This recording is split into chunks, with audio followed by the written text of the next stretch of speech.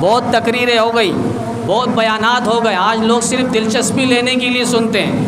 فلاں بات تھی، فلاں بیان تھا، فلاں تقریر تھی، فلاں خطابت کے جوشیلے انداز تھے، یہ تو ہم نے پہلے بھی سنا، کوئی نئی بات ہو۔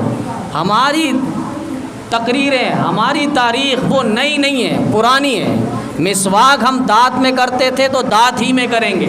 کوئی خطیب، کوئی واعظ، کوئی مبلغ آپ کو آ کر نہیں بتائے گا کہ مسواک کو کان پہ رگڑنا ہے۔ ہمارا دین اسلام پرانا ہے۔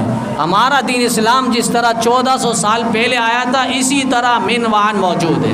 وہی پرانی بات سننی ہوگی اور اسی پر ہم کوشش کریں سننے کے ساتھ اپنے آپ کو سنواریں۔ سننے کا مطلب تو یہ ہے کہ اپنے آپ کو سنوارنا ہے۔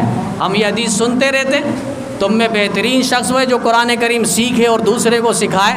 اب اس کو ہم نے سن تو لیا ہے، لیکن اس پر عمل کتنا ہے؟ ہم نے سنوارا کتنا اپنے آپ کو؟ کیا آیا ہم نے قرآن کریم سیکھا ہے؟ آیا ہم نے دوسرے کو قرآن کریم سکھانے کا جذبہ رکھا ہے؟ پھر کتنی مرتبہ ہم نے یہ حدیثیں سنی ہے کہ اللہ تعالیٰ کے پیغمبر نے حدیث فرمایا کہ جو 5 وقت نماز پڑھتا ہے وہ اللہ کے ذمے میں آ جاتا ہے، پھر اللہ تعالیٰ اس کو اپنی ذمہ داری سے جنت پہ داخل کریں گے۔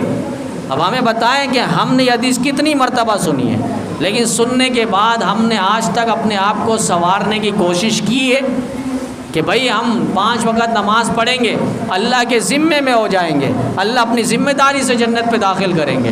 حدیث سنتے تو رہتے ہیں، اسی لیے فضائل اعمال کی تبلیغ میں علماء یہی بیان کرتے ہیں کہ علم و عمل کا جذبہ پیدا ہو جائے۔ بار بار ایک حدیث بیان ہوتی ہے، تکرار ہوتا ہے، بار بار کا مطلب یہی ہوتا ہے علم و عمل کا جذبہ ہو جائے، ایک علم آئے اور پھر اس پر عمل ہو جائے، یہ جذبہ ساتھ ہو، تو ہم اپنے آپ کو بدلنے کی کوشش کریں۔ جب ہم اپنے آپ کو بدلیں گے تو اللہ تعالیٰ ہمارے حالات کو بھی بدلے گا۔ ان اللہ لا یغیر ما بقوم حتی یغیروا ما بانفسہم۔ اللہ تعالیٰ اس قوم کو اس وقت تک نہیں بدلتے جب تک وہ اپنے آپ کو از خود نہ بدلے، از خود نہ بدلے۔ ہمیں اپنے آپ کو بدلنا ہوگا۔